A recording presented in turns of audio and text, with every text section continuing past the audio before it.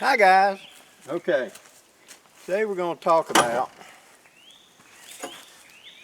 pack loadout and some tips and tricks when we're using Alice packs and this era gear of ways to pack and carry it in a more efficient manner. Okay, over my long years of carrying, I can tell you less is more. So whenever possible, get a single item to do multiple jobs to reduce the amount of things you got to carry. The worst thing you can do is simply get a big pack because you think I'm going to need that big pack.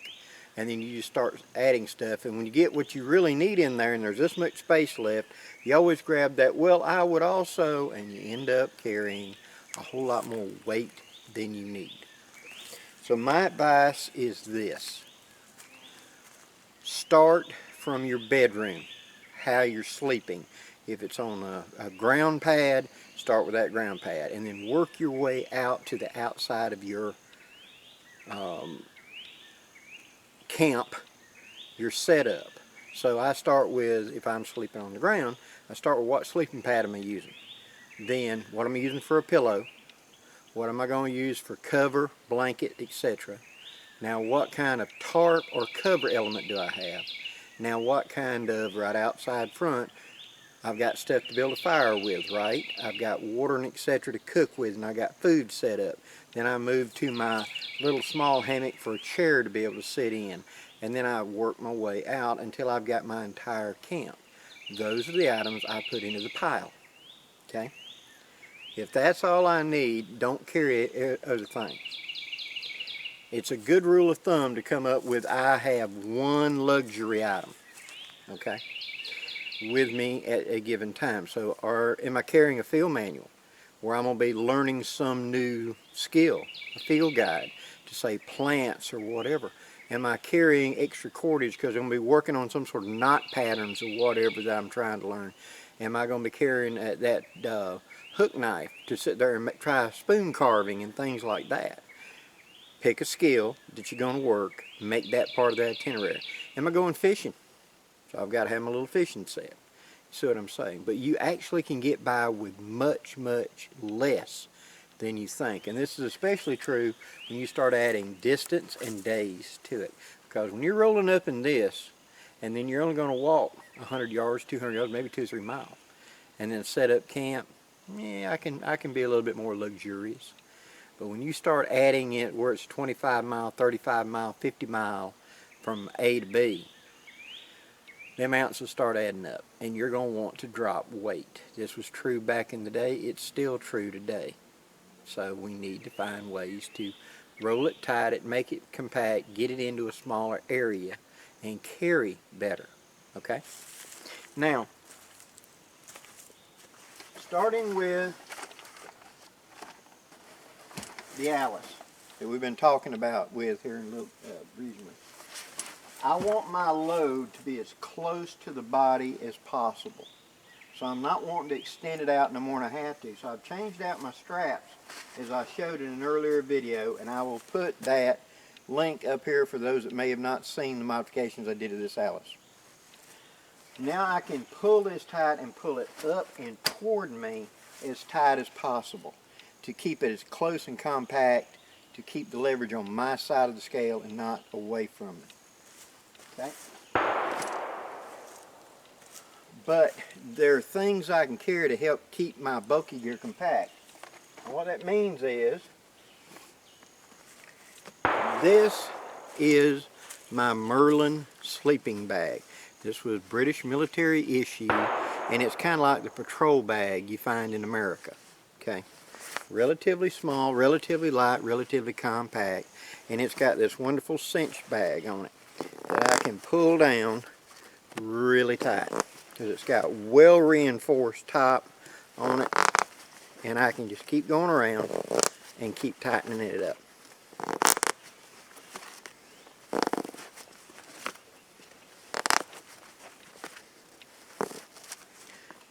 Voila. Now, this is a bowling ball, okay? And this is what else we need to talk about in utilizing our gear. I'm using here an Alice pack that has a frame. Remember, that's got that arch right there. It gives me where nothing's going to dig directly into my back. Okay, I'm carrying my poncho back there for my quick shelter, my rain gear. Okay, so this, where would this go in the pack set? Now you think in reverse. I walk up to my campsite. What's the first thing I should set up? Well, I pick my place. I want some sort of cordage on top for me to be able to hang my pack up and get it off the ground. Because down here in my south, the ground moves with ants, bugs, etc. So I want to get it up off the ground. So my first thing is going to be a way to tie it up. Okay? I'm then going to unhook and open up the flap. And the next thing on top should be my haversack if I'm carrying it in that. Because that's all my woodcraft gear. That's all the stuff. Okay? That's now going to be hooked over here on the side out of the way. And then coming out of the top should be my tarp, my hammock, or whatever my bedding thing's going to set up so I can work my way backwards. Now the true bedding, like the sleeping bag, I'm going to put this in the dead, almost on the dead bottom. The only thing that goes below this is going to be clothing, because clothing comes out last. I'm only going to dig into that once a day unless I get a mishap. So this should be sitting on top of it. And since it's narrower than it is wide, I want it sitting vertical with that nice handy grab handle right there to pull it straight up out of the bag.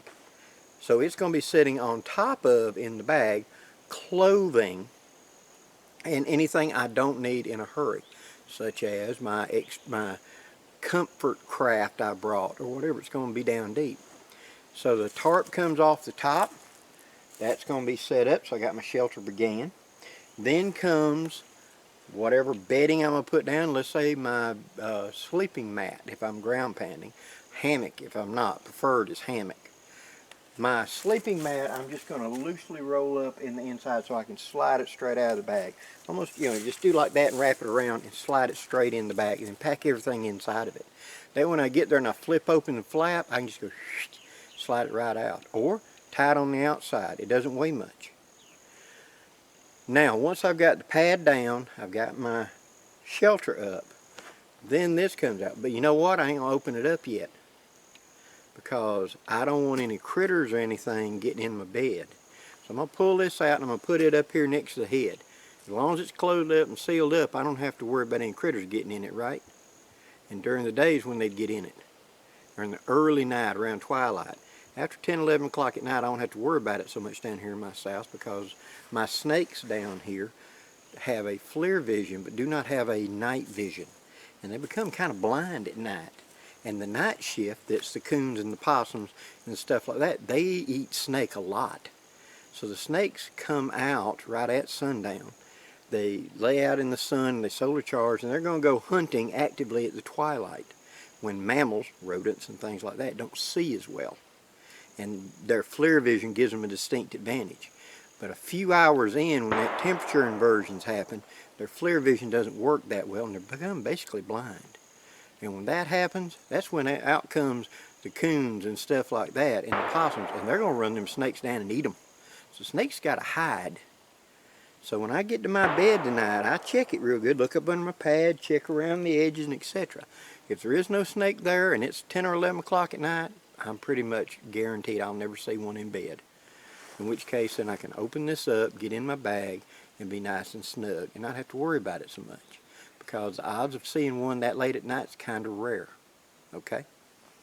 So that gives you a little peace of mind when you're down here camping. Fire ants, stuff like that, they don't sleep. So you got to pick your site really well to try to avoid that. Now, all of this goes away when you do like I do and just hammock camp. Get up. So when I would open up my pack, here would be my bed and here would be my hammock right next to it with my mosquito net. So the hammock would come out, it would get set up, then the tarp would get set up, then out would come my bedding and into the hammock. See, there's a procedure, an order of operations that we want to work with so that we know we skipped a step. If you do it the same way every time, the same repetition, you get in the habit of it. It becomes fluid, it becomes easier, and more importantly, you're less likely to forget a step, because suddenly you go, wait a minute, I didn't do this, because if you skip a step, it kind of sticks out to you. And that's what is a big advantage when you're trying to police up all your gear and get out of there. So, packing it down tight like this works good, but it makes it very dense and hard. So in a pack, I have to put it away from me. And like I said with Alice there, I have a space between me and my back. It's not going to rub me.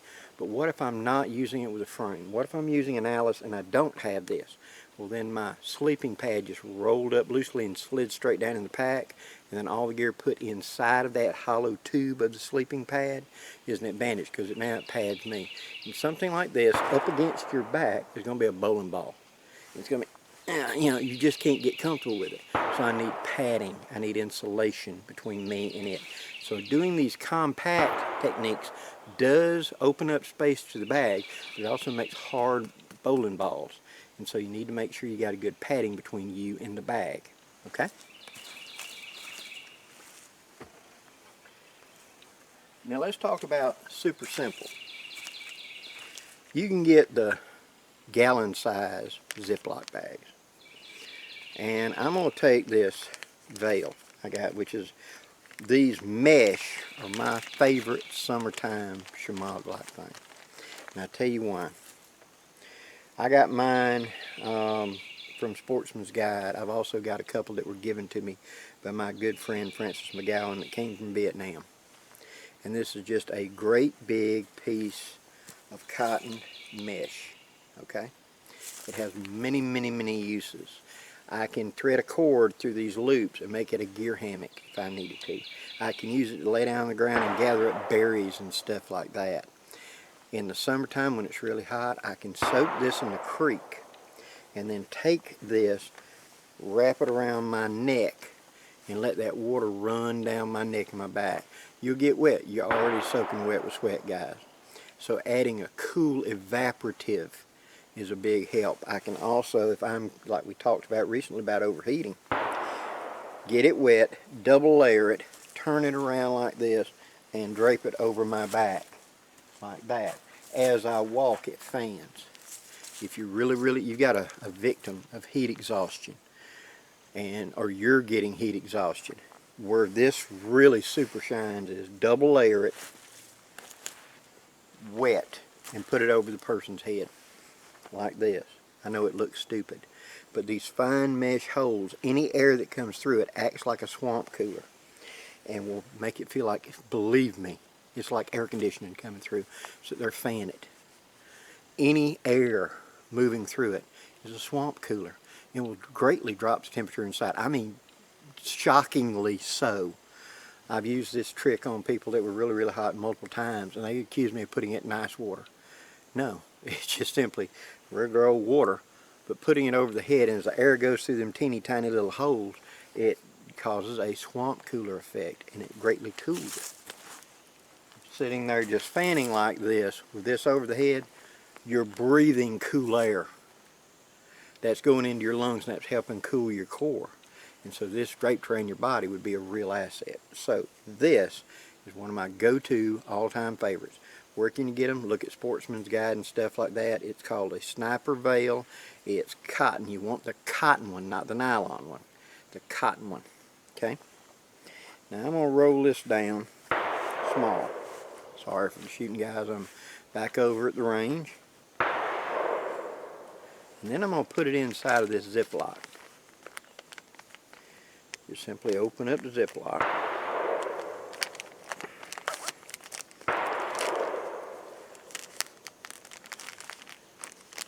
Just like that.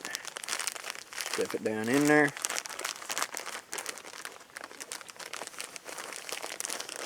Now once you get it in there, zip it up 99% closed. Leave just that little air opening right there. Now you want to sit on it, squeeze it or whatever, and squeeze all the air out of it you can get. And when you do, close it.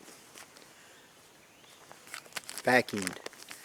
Just like that. Now if I was to be serious about this and take that and actually sit on it, just grab a whole lot of thing and close it. Now that won't suck up easy. It might suck some air back, but not a lot. Now I can put that in my pack and it's a lot more compact, isn't it? Less bulky. And I'm going for compact. Now, really big things, like my woobie here. Suppose this is going to be my blanket. Notice I'm using a nylon strap. I rolled it up nice and tight and compressed so it can go down in the pack easy. Again, it's vertical to be able to grab from the top and pull it up and out of the bag easily. I don't want anything that's packed in there sideways or whatever, so I got to dig everything out to get to it. I want everything to be able to egress and ingress like that. Okay, so something like this works well. And the U.S. military has these as well. Now, in an earlier video, I misunderstood what I was looking at. I thought it was a dry bag. Do you see this little thing right there? It's not a dry bag, although it is. It's called a MACS sack. It's a compression bag for soft things with an air valve in it. Okay, so let's talk about what this does. I'm going to take a complete pair of pants right here, and I'm going to fold them up. Now let's say that these are going to be my dry set. Now we haven't talked about that so much, and I've had some really good response after I did the thing about heat stroke. So we're going to talk some about summer heat. Everybody's always talking about staying warm, and that's very important, but I'm going to talk to you about a little southern boy experience, how to stay cool down here. And one of the things is down here in my south is you're going to have tons of heat, tons of humidity. Now roll it up relatively tight and small. I'll put it in that bag.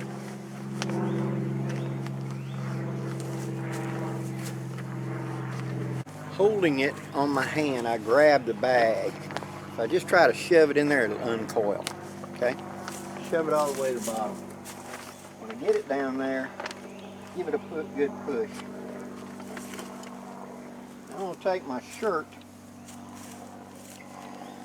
And what I started to tell you about is you always need your dry set, because down here in the south, in our high humidity and our high temperatures, you're going to sweat like an absolute pig. You're going to be dripping sweat. And I don't care how light your garments or etc., it doesn't matter. You can be standing here nude and you will be dripping sweat. And so that's the reason we like these loose fitting shirts and things like that, so as we move they kind of fan it a little bit and kind of gives a little bit of convective cooling and a little bit of removal of the moisture. Now see, this has got that air valve right there. So what I've done is I can put a complete set of pants, a complete shirt, an extra pair of socks, complete underwear in here. Okay? Now what I'm going to do is squeezing out all the air that I can. Starting up here at the top, I'm going to roll over the top just like that, and I'm going to carefully roll it nice and tight.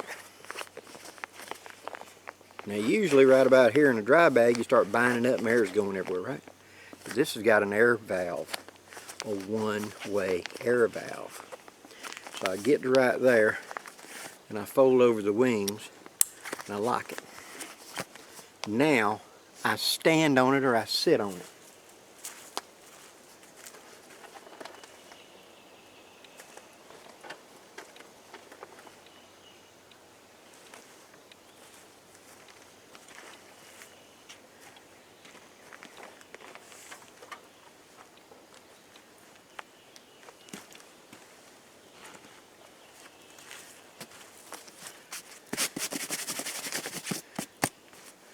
Vacuum packed.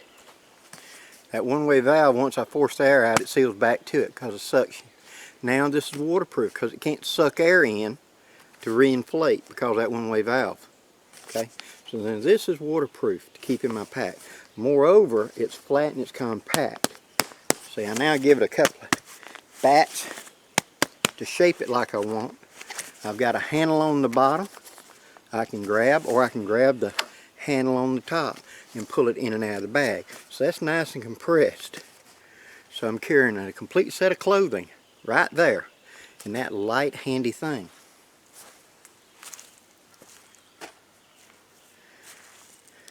We've gone and turned this Alice into, in my opinion, more useful for our WOODSCRAFT bushcraft. I cut out that pocket. I know many people said, oh my God. Well, that's fine. If you use that pocket and you find it very useful for you, go for it, baby. I had several people said they cut the buckle off, they cut the strap off, and they simply fold it closed and they put stuff under it. The stuff I'm talking about you're not going to use often. It's deep. And they open the pocket up, which as I showed is the size, and they load the pack on top of it. So that's my quick grabs of my shelter, my bedding, etc., my food. And then the down deep would be the clothes and things like that. That's perfectly viable. Go with that. But the whole idea is it's a modular system set up for our use and how we're supposed to do it. Okay?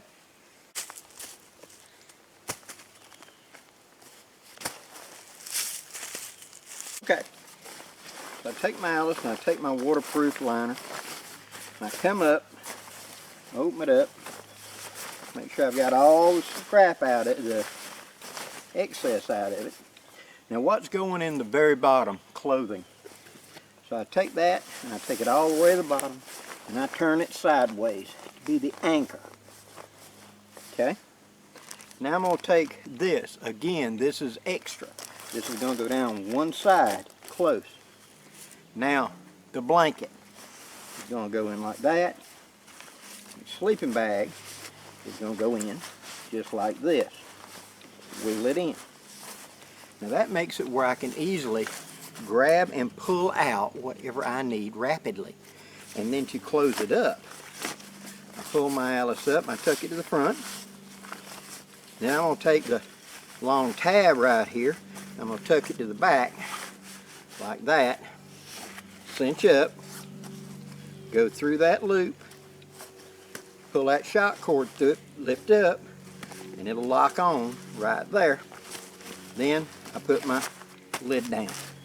Quick, easy, and to the point.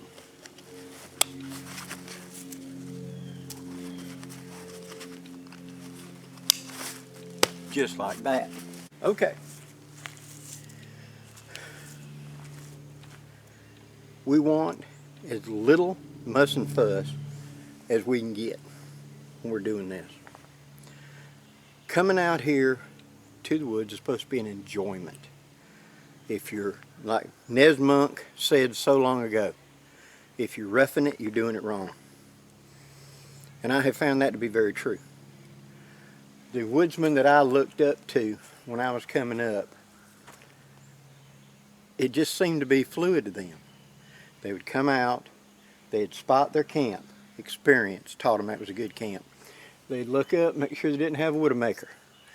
They'd make sure they had the right lay of the land. It was near wood, it was near water. Had good shade, because I'm down here in the heat and we want shade.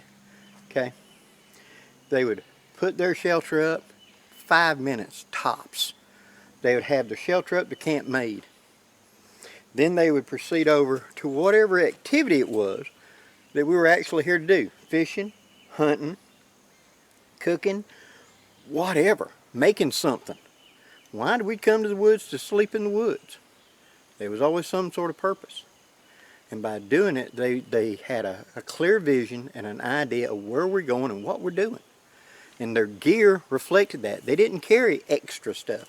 Most of these guys, almost all these guys, were World War II vets, Korean War vets, and some of them even Vietnam vets.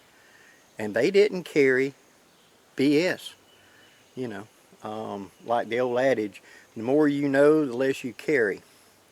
And I've had several friends say that they didn't believe that adage. Well, I will tell you Blackie's adage of that. The more you know, the less BS you carry.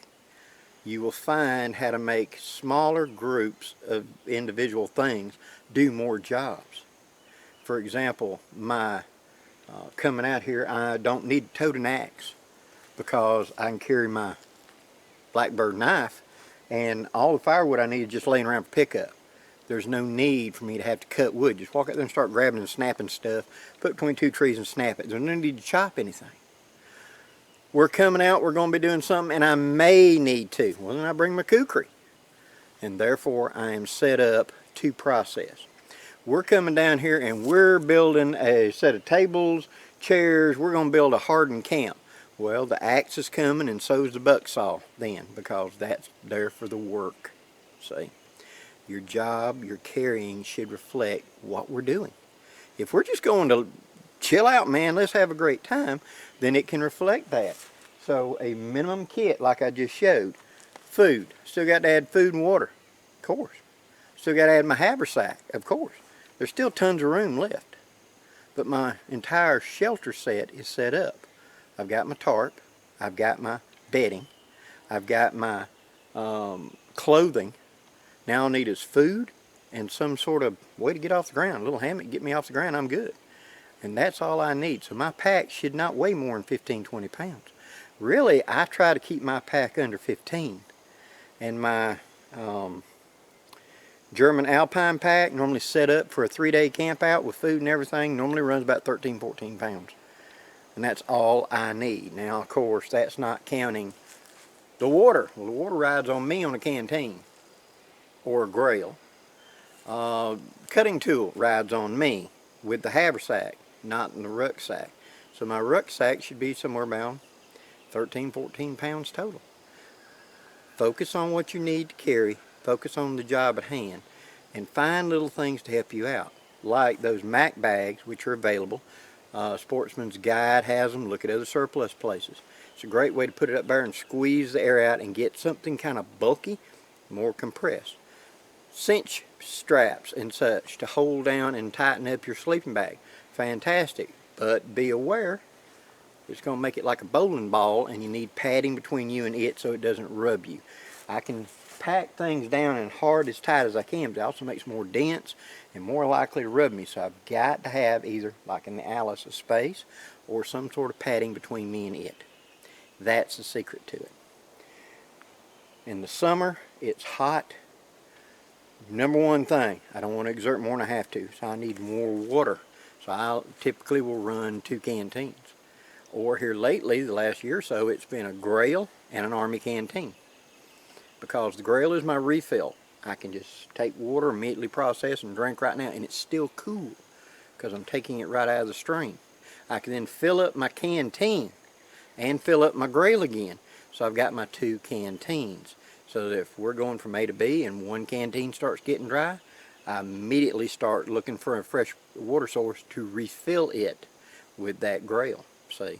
So I'm going to drink out of the Grail first, and then I'll shift over to the canteen when I need to refill that Grail, because Grail is just going to be dip, press, fill up canteen, seal back up, dip, press, fill me up, dip, press, hook on, and we're back on the trail.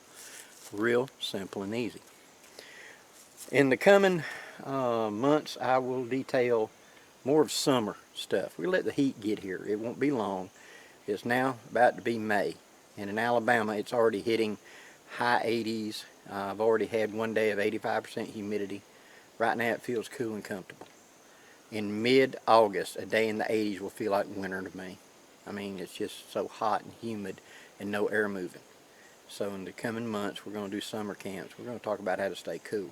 Hope you enjoy it. If you've enjoyed this video, guys, please hit that like, share, and subscribe button. And I'd like to hear from you guys. Tell me the tips and tricks that you've learned in your environment. And please include where you're from. You know, so something you've learned in the wilds of Alaska, or something in lower Florida, or Kansas, or wherever that may be different from me. Tell me where you're from, and tell me how the tricks you've learned for packing, the tips you've learned for how to get the most packed in the small thing, and what the weight of your pack should be for your comfort level. I'd like to hear that. Till next time, guys, I'm Blackie, wishing you safe journeys. Have a great day, guys.